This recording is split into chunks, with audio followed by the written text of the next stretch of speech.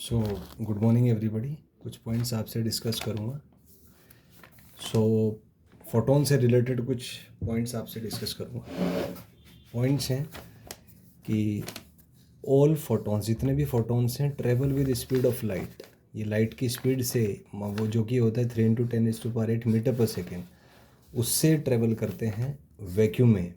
और ये जो है, ये this is the maximum speed of photons जो कि पॉसिबल है। Next is in a medium, photons with larger wavelength will travel with larger speed। तो किसी मीडियम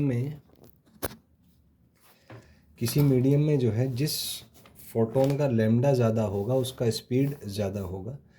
तो हम कह सकते हैं कि जैसे मीडियम की बात करें तो रेड कलर जो है वो सबसे मैक्सिमम स्पीड से ट्रेवल करेगा, जबकि वॉयलेट कलर का स्पीड सबसे कम होगा।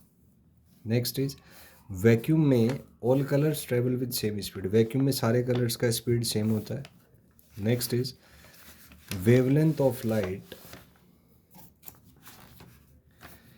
Wavelength of photon. किसी फोटोन का जो वेवलेंथ है उसको इसके फ्रीक्वेंसी से रिलेट किया जा सकता है by the relation C is equal to frequency into lambda.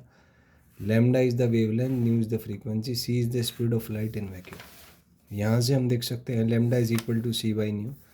So lambda proportional to 1/न्यू होगा।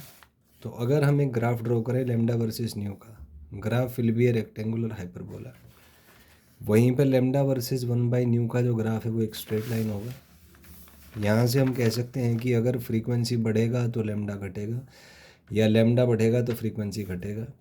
उसके बाद एक स्पेक्ट्रम है जो काफ़ी इंपॉर्टेंट है, विबग्योर का स्पेक्ट्रम है। V फॉर वॉयलेट और R फॉर रेड, पूरा स्पेक्ट्रम है। तो अगर हम ऊपर से नीचे जाएंगे, मतलब वॉयलेट एंड से रेड एंड की तरफ, तो लैम्डा बढ़ेगा, स्पीड बढ़ेगा, where V is speed in medium. Frequency घटेगा, एनर्जी घटेगा, मोमेंटम घटेगा, मास घटेगा।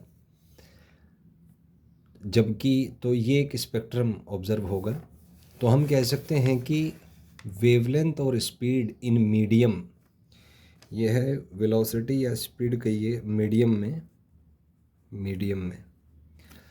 तो ये आपका मैक्सिमम होगा रेड कलर के लिए, मिनिमम होगा वॉयलेट कलर के लिए।